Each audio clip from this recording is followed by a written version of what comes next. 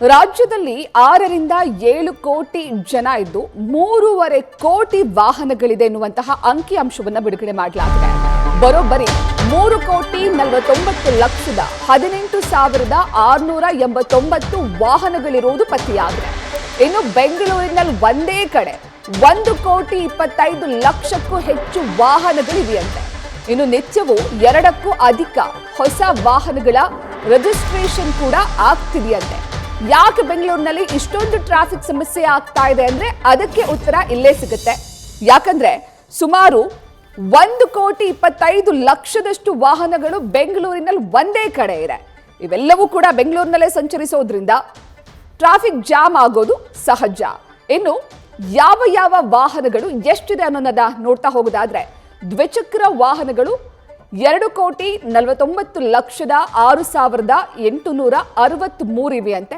Car 49,53,271, Omni 67,177, tractor 8,95,609, ಖಾಸಗಿ ಸೇವೆಯ ವಾಹನಗಳು 3,828 ಹಾಗೂ ಇತರೆ ವಾಹನ ಸೇರಿ 2,34,568 ವಾಹನಗಳಿದೆ.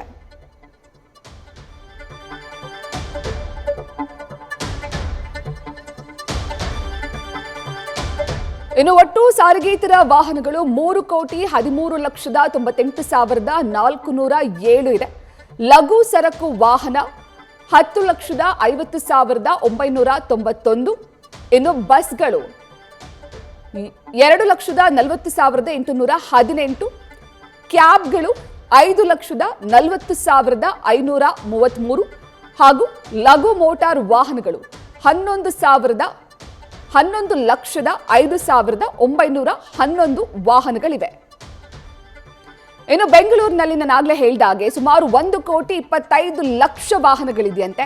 ಹಾಗಾದ್ರೆ ಬೆಂಗಳೂರಿನಲ್ಲಿ ಯಾವ ಯಾವ ವಾಹನಗಳು ಎಷ್ಟೆಷ್ಟಿದೆ ಅಂತ ನೋಡೋದಾದ್ರೆ ದ್ವಿಚಕ್ರ ವಾಹನ 86,04,109 ಇದೆ. ಕಾರು 24,79,695 ಇದೆ. ಓಮಿನಿ 25,737 ಇದ್ರೆ ಬಸ್ಗಳು 93,411.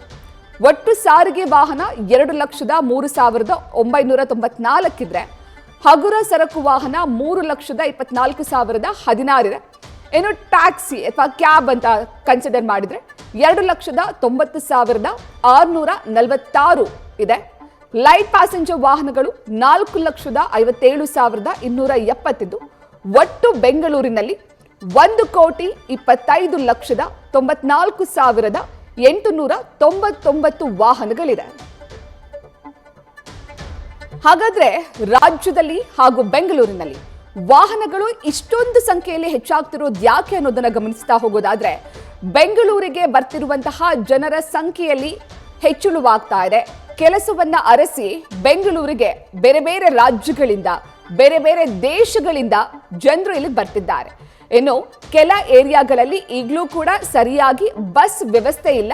ಹಾಗಾಗಿ ಅನಿವಾರ್ಯವಾಗಿ ಬೆಂಗಳೂರಿನಲ್ಲಿರುವಂತವರು ದ್ವಿಚಕ್ರ ವಾಹನದ ಮೊರೆ ಹೋಗ್ತಾರೆ. ಹಾಗಾಗಿ ಬೆಂಗಳೂರಿನಲ್ಲಿ ವಾಹನಗಳು ಹೆಚ್ಚಾಗ್ತಿದೆ.